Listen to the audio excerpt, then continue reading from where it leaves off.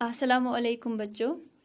तो जैसा कि आप सब जानते हैं कि अब हम गज़लियात के पोर्शन पे आ पहुँचे हैं। अब हमें गज़लें पढ़नी हैं आगे।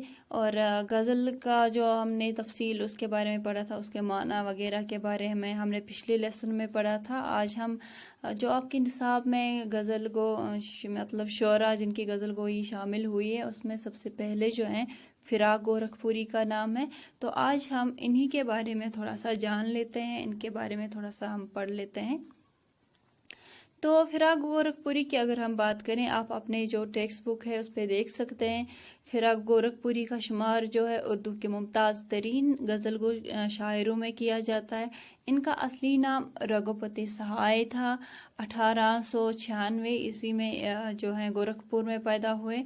तो इनकी जो तालीम है इलाहाबाद में इन्होंने हासिल की, उर्दू में, फ़ारसी में के अलावा अंग्रेज़ी में भी।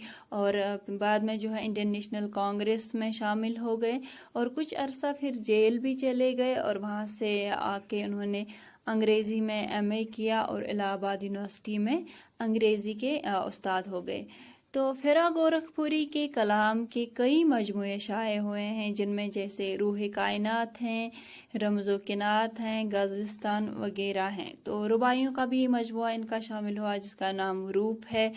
तो तनकीदी लिहाज से भी फ़िराक गोरखपुरी का नाम बहुत ही सरफहरिस्त है। तनकीदी मज़ामीन का इनका जो मजमुआ इनके जो मजमुआ हैं जैसे अंदाज़े उर्दू की इश्किया शायरी, ये तासीराती तनकीद की अहम मिसालें इनकी मानी जाती हैं।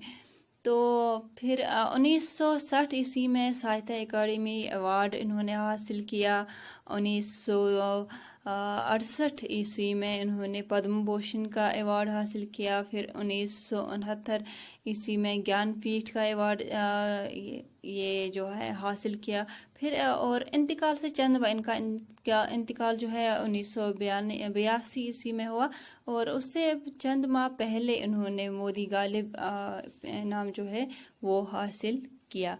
तो इस लिहाज से आप जान सकते हैं कि ये कितने बड़े जो हैं शोरा रहे हैं, अदब के लिहाज से कितने बहुत बड़े अदीब रहे हैं, क्योंकि उन्होंने जो है मुल्क के बहुत बड़े बड़े जो एजाज़ हैं वो हासिल किए हैं।